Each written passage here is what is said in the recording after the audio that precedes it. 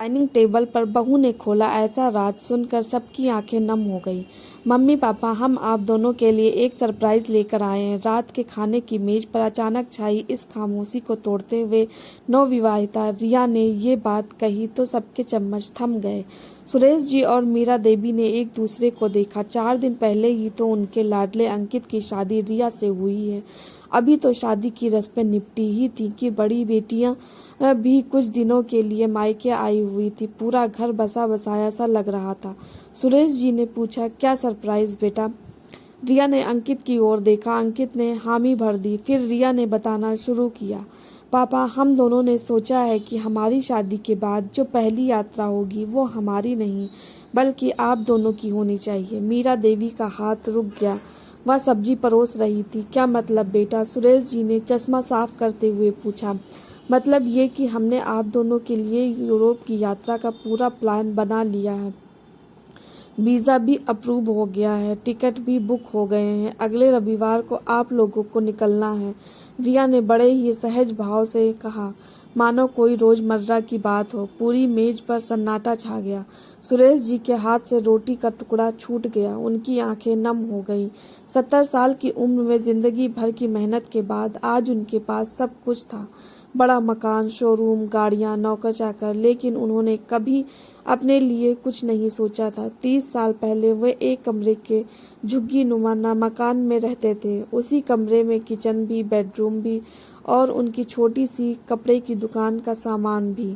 सड़क किनारे लगने वाले साप्ताहिक बाजार में रेडीमेड कपड़े बेचकर उन्होंने यह मकाम हासिल किया था। कभी खुद के लिए एक नई साड़ी नहीं खरीदी मीरा ने। सुरेश जी ने कभी महंगा गमछा नहीं लिया। हर पैसा बच्चों के पर खर्च हुआ। 3 बेटियों की शादी उन्होंने अच्छे संस्कारी घरों में की। अब छोटे बेटे अंकित की शादी हुई थी और अब ये लड़की। लेकिन बेटा, ये तो तुम्हारा हनीमून होना चाहिए। तुम दोनों को जाना चाहिए कहीं घूमने, मीरा देवी ने संभलते हुए कहा। रिया मुस्कुराई। उसने अपनी सास के पास आकर बैठते हुए कहा, माँ, आपने और पापा ने कभी हनीमून नहीं मनाया था? शादी के बाद कभी कहीं घूमने नहीं गए? मीरा देवी ने सुरेश जी की ओर देखा। दोनों की आंखों में अतीत तैर गया। सच था, शादी के बाद में कभी कहीं नहीं गए। पहले जैसे पैसे नहीं थे, फिर बच्चे हो गए, फिर जिम्मेदारियां बढ़ गई। जिंदगी कब निकल गई पता ही नहीं चला। तो आप ही बताइए माँ, आप दोनों के बीच इतना प्यार, इतनी समझदारी, इतना ठंडा स्वभाव, ये सब बिना कहीं घूमे कैसे आ गया? रिया ने प्यार से पूछा। सुरेश जी की आंखों में आंसू छलक आए। इस लड़की ने तो जैसे उनके दिल की बात पकड़ ली हो।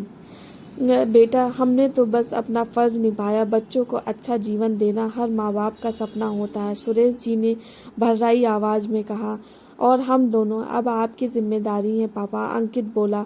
आपने हमेशा हमारी ख्वाहिशों को अपनी ख्वाहिश बनाया। अब हमारी बारी है। बड़ी बेटियां भी भावुक हो गईं। सबसे बड़ी बेटी ने कहा, पापा, रिया भाभी सच में बहुत खास है। उन्होंने वो कर दिखाया जो हम तीनों कभी नहीं कर पाई। रिया ने सबको समझाया, देखिए, हम नई पीढ़ी के लोग अक्सर अपने बारे में ही सोचते हैं, मेकअप, फैशन, घूमना फिरना। लेकिन जब अंकित ने मुझे बताया कि उसके माँ बाप ने कैसे 3 बेटियों की शादी की, उसे पढ़ाया लिखाया, ये इतना बड़ा शोरूम खड़ा किया, तो मैंने सोचा, क्या हम सिर्फ अपने बारे में ही सोचते रहेंगे? उसने अपनी सास का हाथ थामते हुए कहा, माँ, मेरी भी माँ नहीं है। शादी से पहले ही वो चली गई। मैंने ठाना था कि सासू माँ को वो सब दूंगी जो मैं अपनी माँ को नहीं दे पाई, और पापा को भी। मीरा देवी अब रो पड़ी थी। उन्होंने रिया को गले से लगा लिया। सुरेश जी ने भी आंसू पूछे, लेकिन बेटा, इतना सारा खर्चा हम तो सोच भी नहीं सकते। सुरेश जी ने आपत्ति जतानी चाहिए। पापा, खर्चे की चिंता मत कीजिए। अंकित और मैंने पिछले 2 साल से इसके लिए पैसे जोड़े थे। हम जानते थे कि शादी के बाद हमें यही करना है, रिया ने बताया। अंकित ने मजाक किया, और हाँ माँ, मेरे लिए लंदन से एक अच्छी सी हैट लेती आना, बस इतना ही कहना है। सब जोर से हंस पड़े। उस हंसी में आंसू थे, प्यार था और एक नए रिश्ते की मिठास थी।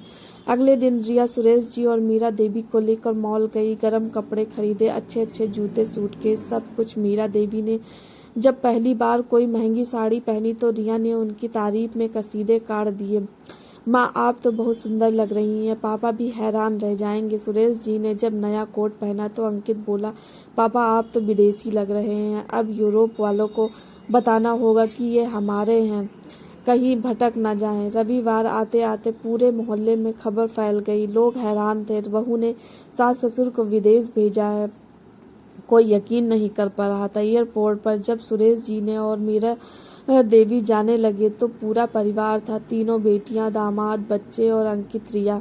सुरेश जी ने जाते जाते रिया को आशीर्वाद दिया, बेटा तूने हमें सिखा दिया कि प्यार का मतलब सिर्फ लेना नहीं देना भी होता है, तू हमारी बहू नहीं बेटी है। मीरा देवी ने उसे गले लगाते हुए कहा, मुझे अपनी माँ की कमी कभी महसूस नहीं होने दूंगी बेटा, तूने तो मुझे जन्म दे दिया दोबारा। विमान के उड़ान भरते ही अंकित ने रिया का हाथ थामा और कहा, थैंक यू रिया, तूने मेरे माँ बाप को वो दिया जो मैं कभी नहीं दे पाता शायद। रिया ने उसकी आंखों में देखा और मुस्कुराई, अब हमारी बारी है ना अपनी ज़िंदगी जीने की, पर पहले उन्हें जीने दो जिन्होंने हमारे लिए अपनी ज़िंदगी लगा दी। 2 महीने बाद सुरेश जी और मीरा देवी यूरोप से लौटे। उनके पास हजारों तस्वीरें थी, पेरिस के एफिल टावर पर, स्विट्ज़रलैंड की बर्फीली पहाड़ियों पर, वेनिस की नावों में। हर तस्वीर में दोनों के चेहरे पर बच्चों जैसी खुशी थी। मोहल्ले में उन्होंने पार्टी दी, सबको बताया हमारी बहू ने भेजा था, हमारी बेटी ने। उस दिन के बाद से मोहल्ले में एक नई कहावत बन गई, बहू चाहिए तो रिया जैसी। और सुरेश जी अक्सर कहते, बच्चों को खिलौने वाली कार देने से पहले उन्हें अच्छे संस्कार दो। खिलौने वाली कार तो वो खुद ले लेंगे, लेकिन संस्कार तुम्हें ही देने होंगे। हमारी रिया ने तो ये सच साबित कर दिया।